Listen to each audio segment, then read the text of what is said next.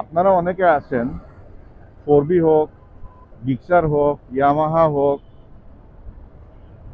Any kind of ব্র্যান্ডের bike হোক, অনেকের একটা কনফিউশন থাকে যে আমি আমার বাইকে মোবিল, তেল কোনটা ইউজ করব। কারণ বাইকের মেইন খাবারই তো এটা। তো যারা এই কনসার্নটা নিয়ে থাকেন, একটু রিসার্চ করে দেখবেন যে পেট্রোল অ্যান্ড অকটেনের ডিফারেন্সটা কি। অনেকের ধারণা যে অকটেন না দিলে আমার বাইক নষ্ট হয়ে যাবে। ভাই, আমার বাইকে 50,000 প্লাস চলতেছে এইটায়। আমার সুজুকি গিক্সারে 25,000 প্লাস চলতেছে। আর হোন্ডা সিবি ট্রিগারে আমার 17,000 প্লাস চলতেছে।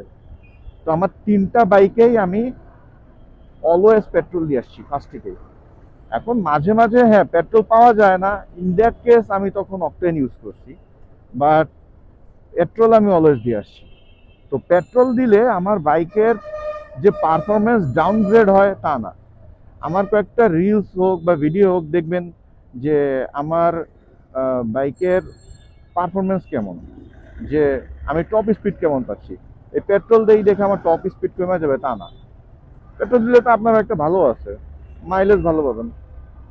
আর আমাদের বাংলাদেশে আমরা পেট্রোল অকটেন এগুলা বলি, কিন্তু বাংলাদেশের বাহিরে পেট্রোল বলতেও কিছু নাই, অকটেন বলতেও কিছু নাই। এই যে আমাদের পার্শ্ববর্তী দেশ ইন্ডিয়াতে যা বলেন না যে আমার পেট্রোল লাগবে, অকটেন লাগবে, আপনার দিকে পাম্পে গেলে এটা বললে আপনার দিকে তাকায় থাকবে, বলবে যে আপনি কি বলতেছেন।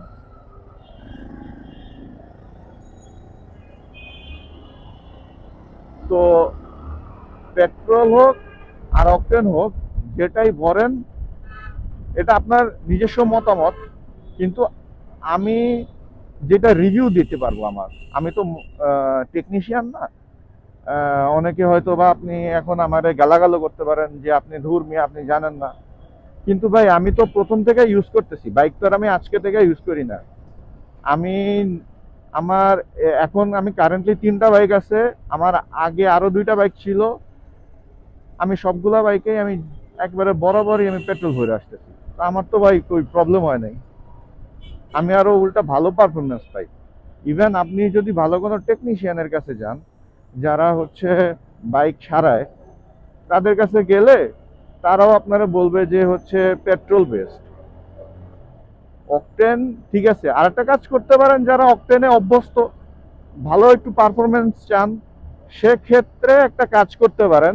সেটা হইতেছে 60% পেট্রোল দেন, 40% অকটেন দেন, লাইক 600